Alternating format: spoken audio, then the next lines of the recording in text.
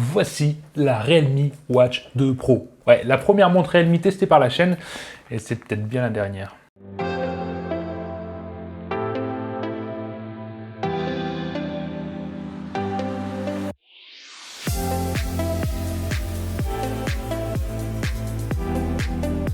Bon, c'est simple, hein. Sur cette montre-là, sur ce modèle, il existe entre guillemets deux couleurs. On a la version noire qu'on a ici, et soi-disant hein, une licorne, un prototype, une version grise, en tout cas avec les bracelets gris, que je n'ai pas encore vu en vente. Par rapport au prix, alors, en Chine, tu vas la trouver entre 45 et 49 euros selon les promotions, et en France, elle est donc annoncée à 79 euros. Bien sûr, je t'aurais mis les liens en dessous, si tu vas les voir, le prix aura peut-être changé quand tu regarderas la vidéo. Et puis voilà, profite-en, on va voir. Sur ce, nous, on va les déballer. Bon, comme tu l'as vu, la boîte Realme, elle est jaune poussin, tu vois. Elle est sobre, elle est simple, elle est sur la longueur, et derrière, on va retrouver les informations essentielles, donc ça reste bien. Alors directement, quand tu vas ouvrir la boîte, hein, tu vas tomber sur la montre, et je peux te dire, j'ai eu un bel effet. En tout cas, quand je l'ai prise en main directement, je me suis dit, un petit côté waouh. Ensuite, c'est bien rangé au fond, tu vas découvrir donc le chargeur, qui est en magnétique, qui fait environ 50 cm avec le fil en USB. Et ensuite, un peu plus loin, tu vas tomber sur la notice, et surtout le guide de démarrage, si tu ne connais pas grand-chose en montre connectée, ça pourra t'aider. Bon, rassure-toi, hein, pour l'installer, c'est simple, tu auras juste à télécharger l'application, qui est ici un Realme Link, et tu auras donc juste à créer ton compte, et ensuite scanner le code qu'il y aura sur ta montre. Bon, c'est tout con, tu suis les étapes, et tu auras ta montre connectée à l'application. Bon, je dois t'avouer, quand j'ai découvert cette Realme Watch 2 Pro, j'ai eu plein d'émotions, tu vois, ça s'est passé dans tous les sens. Esthétiquement, faut dire, c'est une réussite, elle est belle. Les rebords en noir brillant, ça fait vraiment un côté haut de gamme premium, avec ce petit bouton qui ressort un petit peu, et un petit liseré jaune. Ouais, moi j'ai clairement adhéré, je l'ai trouvé juste magnifique. En plus, c'est tout dans les détails, quand tu vas sur le bracelet, tu as ce petit message. Oui, c'est écrit Dark Tulip. Bon, par contre, je sais pas pourquoi ils ont écrit Oser sauter sur un bracelet. Oui, je ne l'ai pas traduit naturellement, je me suis servi de Google Traduction. Je suis pas fou. Tu pourras bien sûr changer le bracelet sur la montre, tu en trouveras plein sur AliExpress, Amazon, etc. Je te mettrai des liens si tu veux aller voir, si tu veux changer.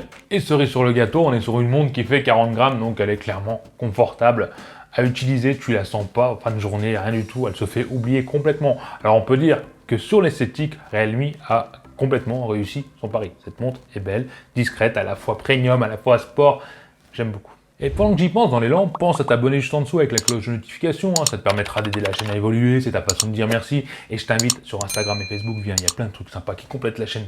Merci. Par contre, il y a des moments où j'ai eu, moi, ce côté waouh, c'est sur l'écran. Faut dire que j'ai testé il y a pas longtemps une montre AMOLED, et c'est vrai que je passe d'une montre AMOLED à un écran LCD, ça fait un petit peu bizarre. Bon, il fait 320 par 385 pixels hein, et 4,4 cm de hauteur, je crois que c'est ça. Malgré tout, qu'on soit sur du LCD, je peux te dire que l'écran est bien, on a les couleurs correctes, on a une réactivité bien, une sensibilité très bien aussi. Ouais, j'ai pas senti de quelconque latence, en tout cas, c'était agréable à utiliser. À savoir qu'en luminosité, il est aussi très performant. Il va jusqu'à 600 nits, c'est-à-dire qu'à l'extérieur, tu seras plutôt à l'aise. Même en plein soleil, tu pourras lire ton écran. À savoir, bien sûr, que l'écran n'est pas réglable automatique, en tout cas pour la luminosité. Donc, il faudra modifier la luminosité, le mettre à 100% si tu veux être à l'aise en extérieur, mais ça deviendra un peu trop violent à l'intérieur, surtout le soir. Donc, ça va varier entre 60%, allez, entre 100% et 40%, etc. À chaque fois, c'est vrai que c'est un petit peu chiant. Heureusement, la nuit, hein, il dispose d'une intelligence qui va capter que tu dors et il va pas s'allumer quand tu auras un retour de poignet. Au moins, tu n'auras pas l'impression de te prendre des feux de voiture en pleine face. Et d'ailleurs, en parlant du retour de poignet, il faut dire qu'il est très efficace, il est rapide. J'ai vraiment pas eu de bug à devoir recommencer 2 fois pour avoir l'heure. Non, ou alors ça arrivait très rarement et ça m'a pas perturbé. Autre truc aussi important sur le retour de poignet, c'est que quand tu vas le retourner dans l'autre sens, ça va éteindre l'écran automatiquement. En fait, tu as un capteur quand le poignet retourne à sa place pour éteindre l'écran. Et c'est une option que j'apprécie fortement. C'est vraiment bien. Et c'est vrai qu'il faut le mettre en avant, c'est plutôt rare dans les montres à ce tarif. Après, il y a un truc qui va vraiment te changer si tu achètes cette montre par rapport à toutes les autres, en tout cas que moi j'ai pu essayer, c'est le menu de navigation. Alors là, on est sur un truc un peu chamboulé, pas trop, mais il va falloir quand même un temps d'adaptation. C'est-à-dire que quand tu veux aller voir ton rythme cardiaque, tout est raccourci, rythme cardiaque, t'es pas dans la journée, la météo, etc. Il faudra donc slider de droite vers la gauche, donc ça sera les menus à droite. Et tu arriveras au bout des menus, tu ne pourras pas donc revenir à zéro comme ça, il faudra revenir en arrière ou appuyer sur le bouton. Moi, je trouve ça un petit peu chiant. Après, tes notifications, ça sera sur le haut, donc tu auras tes notifications que tu peux lire normalement. Sur la gauche, tu auras tes raccourcis, comme les paramètres, la luminosité, ne pas déranger, et tu as même la lampe de poche. On peut dire que c'est bien. Et là, en fait, la différence, c'est qu'en bas, tu vas retrouver le menu. Alors, tu auras ou le menu, comme ici, avec un peu à l'iPhone, quoi, à la Apple Watch, ou alors tu auras le mode liste, où là, ça sera un peu plus facile si tu connais pas tes menus. mais c'est moins classe, quoi. Et d'ailleurs, j'ai oublié de te dire, mais les notifications, sache que tu as une petite option là-dessus, une petite clignote au-dessus, en fait une lettre de notification qui va t'avertir quand tu n'auras pas lu une notification sur la montre. C'est bête, c'est tout simple, c'est bien pensé. Je trouve l'idée bonne, même si c'est pas vraiment utile pour moi, mais c'est très bien. Bon, après, on va pas les faire toutes les options du menu parce qu'il y en a pour des heures, mais sache qu'il y a un truc qui est bien aussi, c'est le contrôleur de musique va s'activer automatiquement quand tu lanceras la musique sur ton smartphone. Ça va lancer directement sur la montre le contrôleur de musique. Et ça t'empêche d'aller le chercher, c'est bien pensé. Bon, tu as aussi bien sûr le chronomètre, les exercices respiratoires, le réveil, bon, t'as plein de petits trucs, mais il n'y a pas la boussole. C'est bon à savoir. On peut aussi clairement changer le cadran, hein, bien sûr, et il y a des cadrans plutôt sympas. Alors, tu en as beaucoup plus sur l'application, mais tu as des cadrans qui sont un peu animés. Et c'est vrai que ça donne un petit style, c'est sympathique. Même si je trouve que ça manque un peu de choix au niveau des cadrans. Bon, on est sur le début, il y en aura sûrement d'autres. Mais voilà. Je sais plus ce que je voulais dire. Là où Realme a voulu taper fort, c'est pour le mode sport. Parce que oui, cette montre GT2 Pro propose 90 modes sport. Enfin, car oui, tu as les 90 modes sport, mais pas sur la montre. Que je t'explique, en fait, tu as 14 modes sport sur ta montre et tu as en tout 90 modes sport sur l'application. Mais tu ne peux pas mettre les 90 modes sport sur la montre, tu vas devoir sélectionner un mode sport que tu dois supprimer sur cette montre pour en ajouter un autre que tu as envie sur la montre. En gros, tu resteras toujours avec 14 modes sport, mais tu auras le choix de 90 modes différents. Faut savoir ce que tu vas faire d'avance, tu vois. Et clairement, pour moi, c'est de l'arnaque, une publicité mensongère. Plus qu'un gros point noir là, j'ai pas de mots. Même si le GPS est clairement précis, hein, c'est vrai qu'on n'a pas de problème là-dessus, l'application par rapport au mode sport, quand tu voudras voir tes résultats, laisse clairement à désirer. Tu as des informations vraiment le minimum, et je n'arrive même pas à lire les chiffres sur les informations sur le côté. Ouais, je suis clairement déçu, ok, pour le tarif, on va pas être trop chiant, mais là, faut pas pousser, mais mieux dans les orties. Mais j'ai pas fini, non, parce que oui, l'application... Alors, elle a un avantage, l'application de chez Realme, c'est qu'elle est simple. Pour les gens qui sont pas forcément experts, qui recherchent des choses simples, cette application est très très bien conçue. Mais est tellement simple que quand tu veux regarder, je sais pas, la nuit que tu as passée, tu vas regarder ta nuit, les informations sont minimum. Ça te dit, tu as dormi combien de temps, on va dire le sommeil profond, sommeil léger, etc. Mais tu n'as aucune information. Que sur d'autres mondes, même beaucoup d'autres marques, ils te disent combien de temps faut dormir par rapport à la moyenne générale, s'il faut dormir plus, comment améliorer ça, le problème que tu dois avoir pour ne pas dormir comme ça. Bon, il y a un tas de trucs sympathiques que là, non, tu te démerdes, tu as dormi tant de temps, tant d'heures de sommeil léger, etc.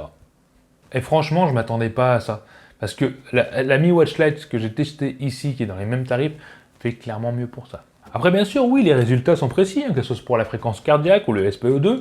Bon, c'est pas ouf, hein, les graphiques sont pas ouf non plus sur l'application, mais c'est précis. Tu auras même la possibilité, bien sûr, de régler les notifications, hein, des applications que tu veux recevoir une notification sur la montre, mais tu ne pourras pas non plus lire les emojis. Ça ne lit pas, ça ne les affiche pas, c'est encore un truc qui déçoit. Après, pareil pour l'étanchéité, on est sur du IP68. Bon, c'est étanche à 1 mètre de profondeur jusqu'à 1 heure. Hein. Mais quand on a beaucoup d'autres qui font 5 ATM, c'est-à-dire 50 mètres de profondeur, tu peux que être déçu. J'arrête pas là, je suis en train de la foudroyer, mais il y a quand même des qualités. J'en ai dit avant, je vais t'en dire un petit peu après. Et oui, parce qu'on a quand même une batterie de 390 mAh, avec une autonomie annoncée de 14 jours par la marque. Je ne l'ai pas eu 14 jours d'affilée, je vais pas te mentir. Mais sache qu'en utilisation, en tout cas je regarde chaque matin, j'utilise entre 8 et 9% de batterie. Donc on est proche des 14 jours, on sera plus vers les 12 jours d'utilisation normale. Ce qui est un très bon score, faut l'avouer. En tout cas mieux que la Mi Watch Lite que j'ai testé, que je t'ai montré juste avant. Non, c'est une très bonne autonomie là-dessus, il n'y a pas de souci. Alors moi, si je devrais conclure pour cette montre, tu l'as un peu compris dans cette vidéo. Oui, elle est belle, oui, elle est plutôt bien, oui, c'est précis, sachant qu'on a un GPS intégré, donc c'est bien, mais la promesse n'est pas tenue. Les 90 modes sport, tu te les fous où je pense? Non, pour moi, c'est pas réellement 90 modes sport, c'est un mode d'échange bizarre. Voilà, elle a pas mal d'atouts comme le contrôleur de musique qui se met automatiquement, elle est super active, elle a un écran qui est plutôt bien. Moi, ce que j'aime moins bien dans l'écran, c'est l'affichage. C'est vrai que la police est un petit peu bizarre, donc on a l'impression d'avoir un affichage un peu vieillot. Mais ça vient seulement de la police et ça pourrait se mettre à jour par la suite. Mais c'est vrai que si tu recherches une montre, en tout cas pour le sport, franchement, non, ne va pas là-dessus parce que tu vas être déçu, tu n'auras pas assez d'informations. C'est plutôt pour les gens comme moi qui ont du sport de temps en temps. Et encore, dans ces cas-là, je me tournerai vers la Mi Watch Lite de chez Xiaomi, qui a plus d'options, qui est plus simple. Bon, ouais, elle a que quelques atouts en plus, comme le retour de poignet dans l'autre sens, des trucs comme ça, des petits détails, des notifications qui sont pas mal, c'est vrai. Des petits atouts, mais ouais, non, elle m'a pas complètement séduite. Je l'aime bien, mais Voilà, à toi de voir si tu es vraiment pour le sport, si tu as besoin de tous ces détails, même pour l'application, sur le sommeil, etc. Ou si tu aimes une montre simple, avec une bonne autonomie, un écran convenable, une bonne luminosité, tu peux y aller, elle reste quand même très bien, malgré ses gros défauts, quand même bien. Bon allez, j'en ai assez dit pour aujourd'hui. N'hésite pas à me dire ce que tu en penses dans les commentaires, et puis mettre ce petit pouce bleu. Et puis à bientôt tout le monde, bye. Allez, à vous, t'as aimé la vidéo. Lâche-moi un petit commentaire en dessous pour me dire ce que t'en penses. Abonne-toi, sinon tu seras marabouté par les yeux de Tukiwanchi toute ta vie. Viens vite me rejoindre sur les réseaux sociaux et mate ma dernière vidéo juste ici. Allez, je compte sur toi pour la prochaine vidéo. Bye bye.